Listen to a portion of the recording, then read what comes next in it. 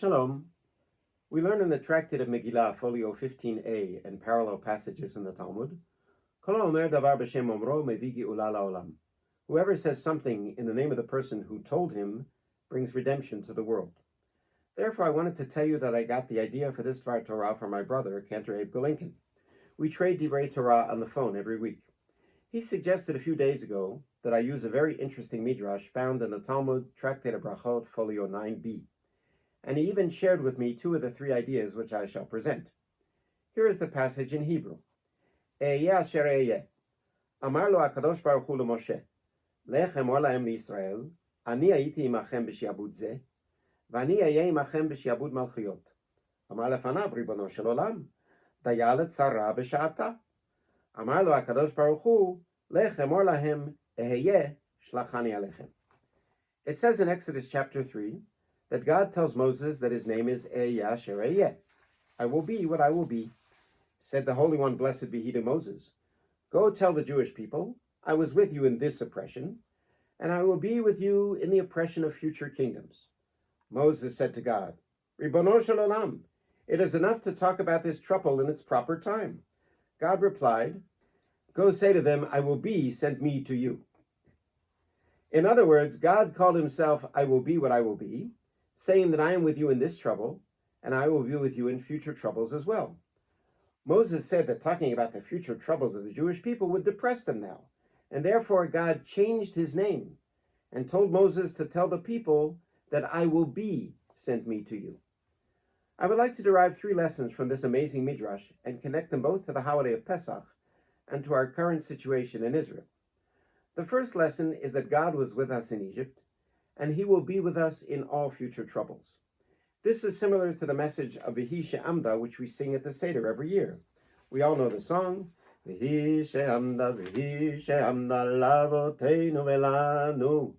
And this promise has stood for our ancestors and for us.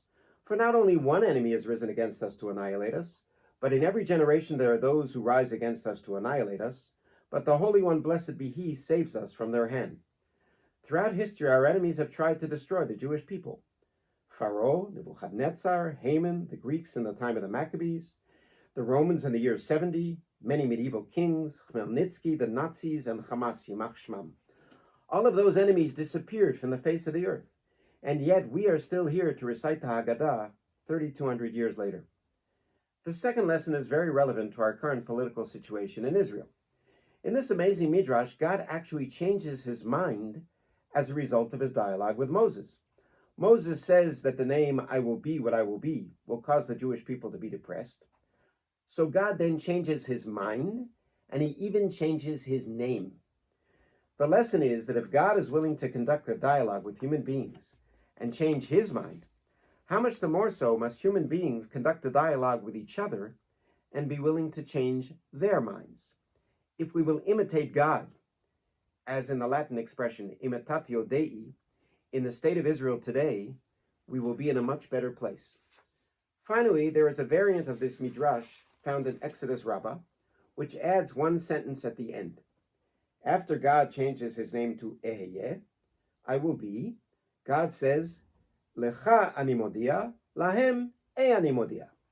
To you I will say my full name, to them I will not. In other words, rabbis or teachers or Seder leaders need to tailor their message to their audience. Moses was capable of understanding God's full name, Ehyeh asher ehyeh, I will be what I will be. The Jewish people who were still slaves in Egypt were not, so God shortened his name. So it is at the Seder. We need to explain the Exodus in different ways to adults or teenagers or young children. I have here on my desk the package of Seder questions prepared by the Tali staff, both in Hebrew and the New English edition. There are 4 different sets of cards here, and each set of cards is aimed at a different age group. This is an excellent educational approach, and I use these cards every year with our grandchildren at the Seder. In summary, we learn 3 important lessons from this brief midrash found in Brachot folio 9b. Number 1, God was with us in Egypt, and he will always be with us no matter what challenges we face. Number 2, if God can change his mind as a result of his dialogue with Moshe, then we too must conduct dialogue with those who disagree with us and be willing to change our minds. And finally, a rabbi or educator or people leading a Seder must adjust their language and their message according to the understanding or age group of their audience. Chag Sameach from Schechter.